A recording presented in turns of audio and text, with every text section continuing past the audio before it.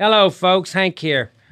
What do you do when you're diagnosed? Your doctor diagnoses you with you frontotemporal dementia, Alzheimer's, and Parkinson's all at once. Then he gives you 6 months to live.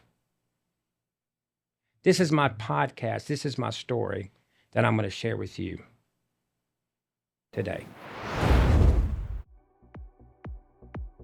If anything ever happens in your life that you find yourself in that position, it doesn't mean life is over with at that moment. Just because you get diagnosed with something that's not going to be pleasant. And that was certainly the case with me 3 years ago. I started having trouble 3 years ago, and I didn't know what was going on. After that diagnosis in September, literally a month later, at the end of October, with more testing going on, they came back and said I had early onset Alzheimer's. I was mad. I was mad as hell. I was angry at the world. I was angry at God. I cursed God. So we are going to put you on hospice, because that's what hospice does. They make you comfortable for the last part of your life so that you're not in any pain, so that you live comfortably. I cannot imagine the fear in these kids' eyes. I didn't see it at that time. I felt selfish at that time. I didn't give a shit. Fuck it, I'm the one that's dying. That's what I told myself. These people can get over it. Fuck it. They're not in this position. They're not diagnosed with this. They don't have Parkinson's. They don't have frontotemporal dementia. They weren't diagnosed with Alzheimer's.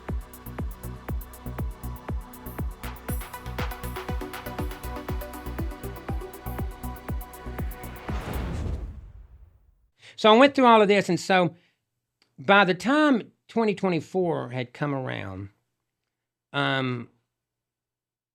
everything was kind of calming down a little bit. And I was learning to accept what I had. So I'll never forget, in January of 2024, my wife goes and does the yearly mammogram and all that bullshit stuff that you have to do as a female.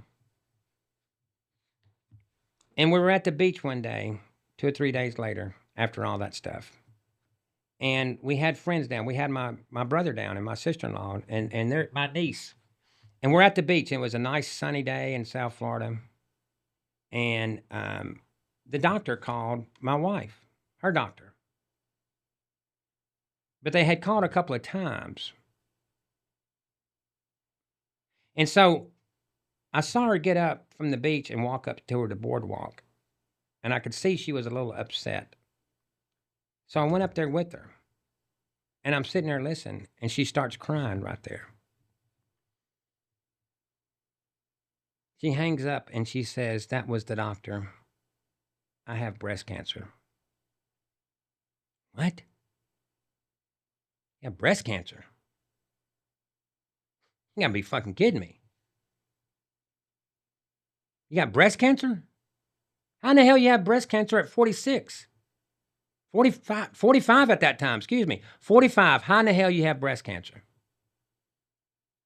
It's bad enough that I got jacked up diseases. Now she has breast cancer with 3 kids at home? Well, we go through that scenario there, and the very first surgery, she decides to do a lumpectomy in that February of 24. And then they do a lumpectomy. She has surgery. And then 2 weeks later, they come back, and they're still not getting all the margins that they want. So we have to do another surgery. She does. And then we have to start on radiation in that March. And then this is all happening so fast. I have forgotten about my own diagnosis at this point. I'm still mad. I still knew I had it. But I was concentrated on my wife. I was concentrating on my wife and keeping my 3 kids sane. But I was still drinking hard.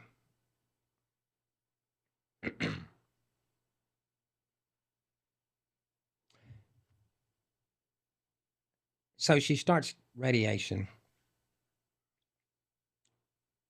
And if y'all don't know what radiation is, it's really what it is. It's like a bad sunburn.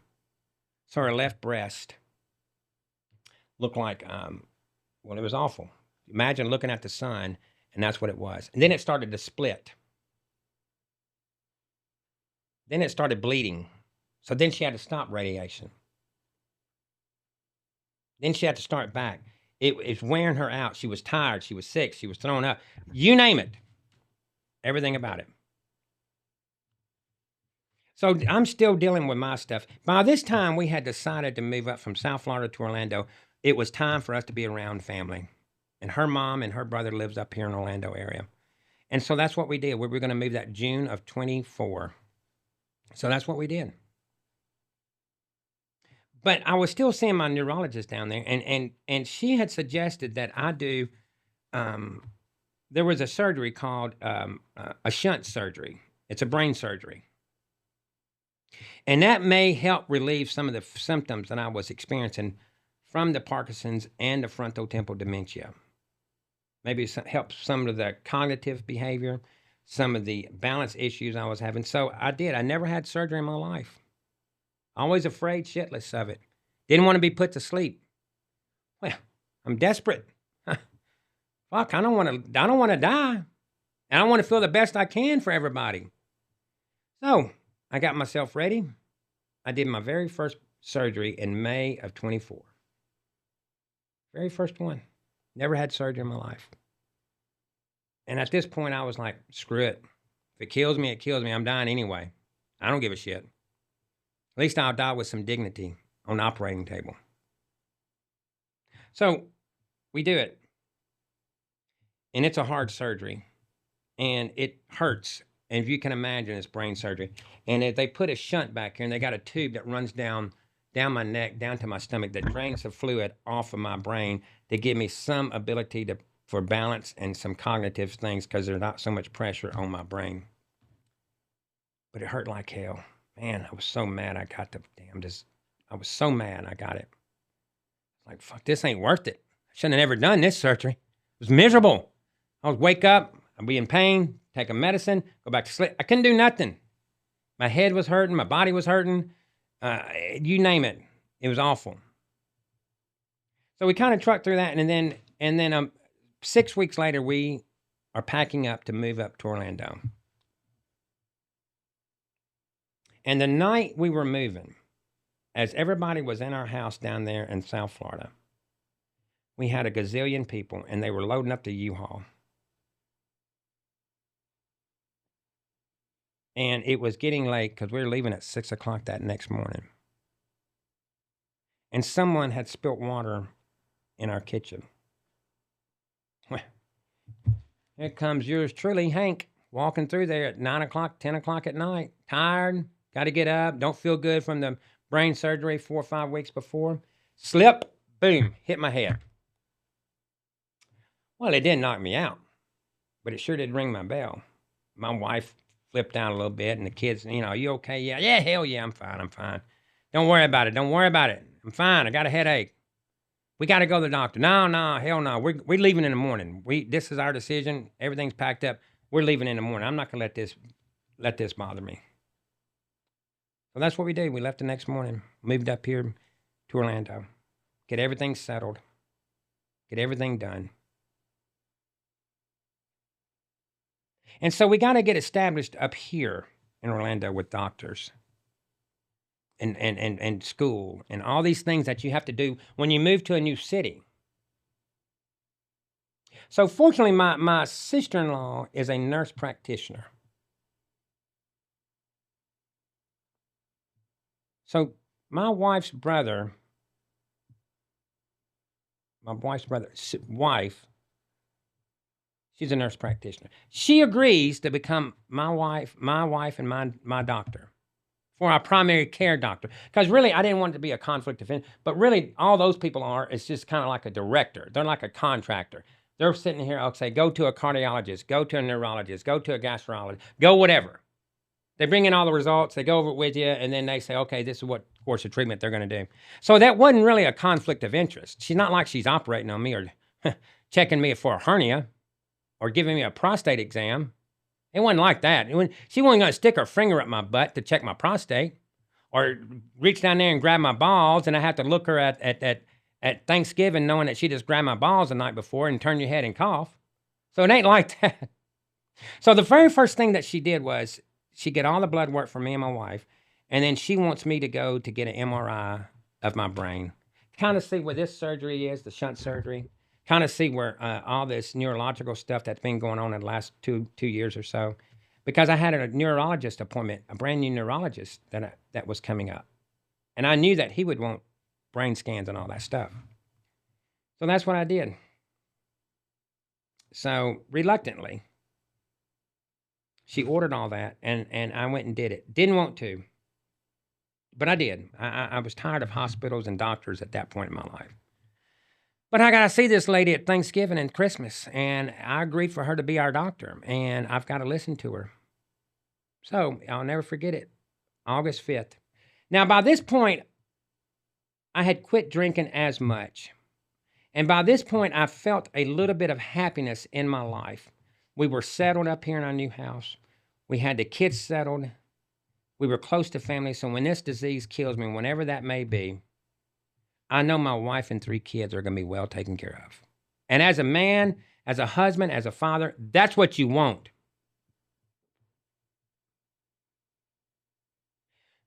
So I went and got that MRI. I'll never forget it. It was August 5th. It's a Monday night. And I did it at 7 o'clock that night. And I walked in. I got the MRI. Took 45 minutes of the brain. I've had so many at this point with all these past 2 or 3, 4 or 5 years of me going through all this bullshit diagnosis.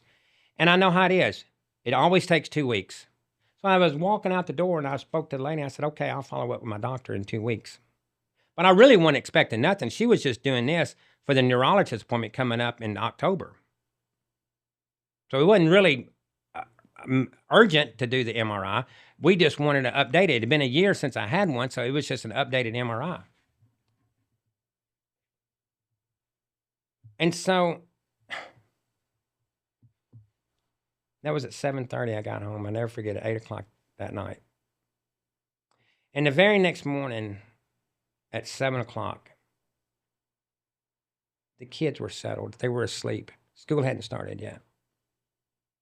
I had a little bit of peace in my life. I had a little bit of happiness. A little bit. I'm sitting there smoking a cigar. It sucks to be me. And I can't believe I'm got these diseases. But I'm still here. I'd out-survived hospice. It was past 6 months. So I guess I was happy on that end of it. Our sister-in-law calls my wife at 7 o'clock in the morning. And I see my wife get up and she goes inside to get another cup of coffee. But I don't think nothing about it. It's on a Tuesday morning, just kind of hanging. And she comes back out and she's crying. And she goes, we have to go to the hospital. What's wrong, honey? Was something wrong with you? And I kind of laughed because I'm a smart ass. I said, yeah, no shit, there's something wrong with me. I'm fucked up in the head. Hansel, cut that, please. I'm fucked up in the head, honey. I said, what's wrong? She goes, well, apparently that fall that you had, when we were moving up here, you have a massive subdural hematoma. What? I knew what hematoma meant. Bleeding. Subdural. That's between the brain and the skull. What do you mean I got a massive subdural hematoma? I got a brain bleed?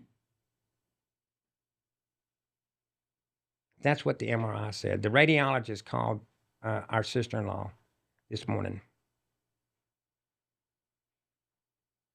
And I'm thinking, they can't be right.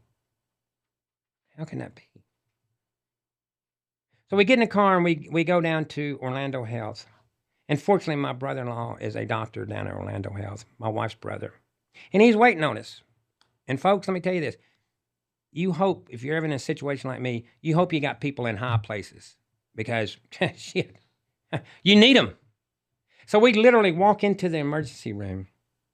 and he's waiting on us. And he walks us right into a room. And all of a sudden, these doctors and he's in there, and he can't be my doctor, but he's working that day, and we're talking about it, and he knows what's going on because his wife called him, and Angela had called him, got that, and I'm sitting there, and so this doctor comes in, his buddy that's a neurosurgeon comes in and goes, "We got to do a CT scan," because fortunately, my brother-in-law, obviously, he knows all these people at the hospital, so we do a CT scan right there. By this time, it's 8:30. Everything was happening so fast. I mean, fast. It was like fast motion. It was a strange feeling. It's like slow motion, fast motion. Slow motion, fast motion. And I'm thinking to myself, God bless, what the fuck is going on here?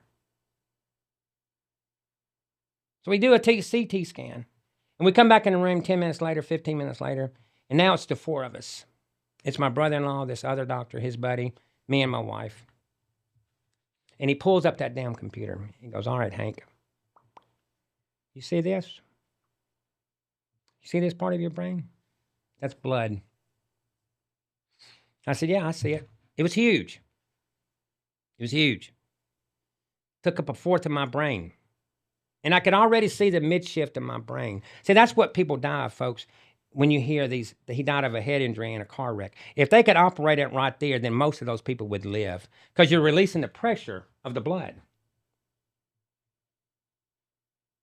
Now, typically you have symptoms leading up to that. So if I had had a brain operation in that May, and when I fell and hit my head, I still had symptoms because my head was still hurting. So I didn't think about it. My head was still hurting, 6 weeks later. Because it was the symptoms of the first brain surgery. So he sits there and he goes, "We got to fix this." "We got to fix what?"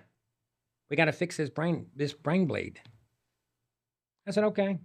Now I'm trying to be positive about these things. And I say, "Okay, I'll make an appointment with you and we'll figure out the course of action. How we're going to fix it." I still wasn't thinking. He goes, "I don't think you understand, Hank. We have to operate on you." Say that again. "I have to break open your skull and put a drain in. If not, you're going to die."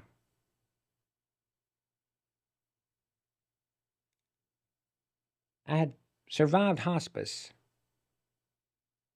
Now I'm going to die this way? So I say, how long do I have? How long before it burst? Well, he can't answer that. He's not God. I say, "When do we need to do this?" He goes, "I've got to check you in the hospital right now, and we have to do surgery the very next morning on that Wednesday."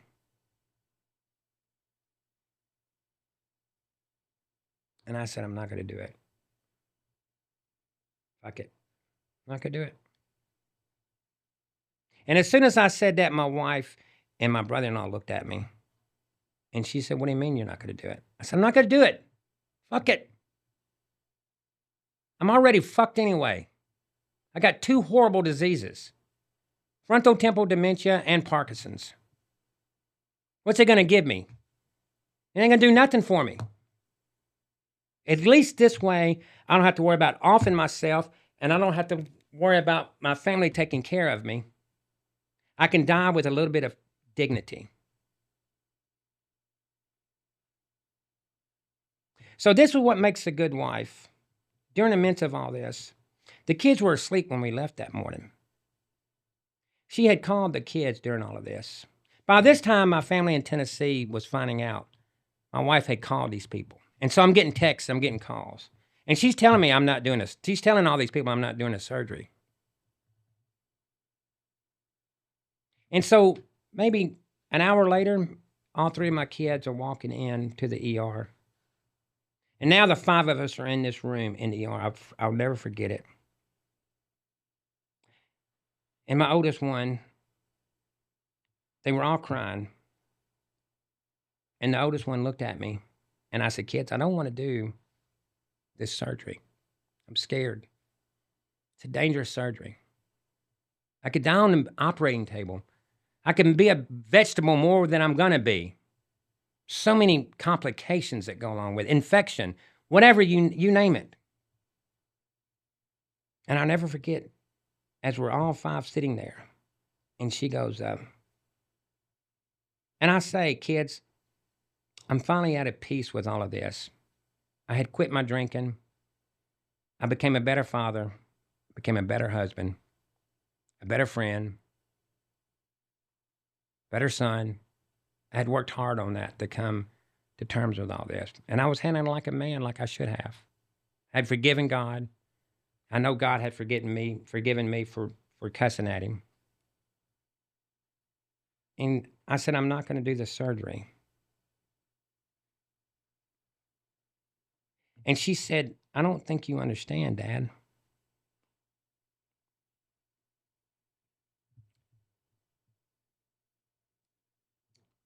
Even if you're here only a month more before this disease kills you, we want you here another month.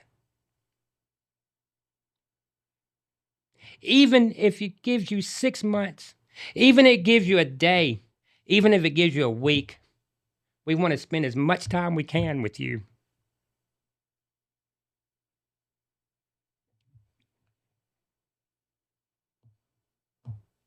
I didn't know what to do. I didn't. Part of me said, screw it. Let it kill me. Part of me is I didn't want to give up for my kids and my wife. But I knew I'm screwed anyway. So I decided to do it. And the very next morning, I checked into the hospital that day. And so the very next morning, they come and get me out of the room at 6:30. And I'm telling my wife and kids bye at 6:30 that next morning on a Tuesday or Wednesday, whatever day it was. And they wheel me down to the holding area of the operating room. You know, if you ever had surgery, you know what I'm talking about. And I'm sitting there.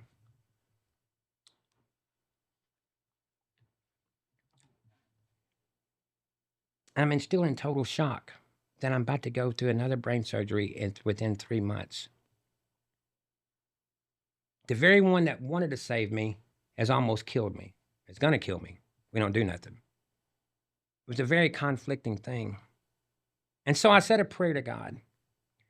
I said, God, you get me through this surgery without any major complications.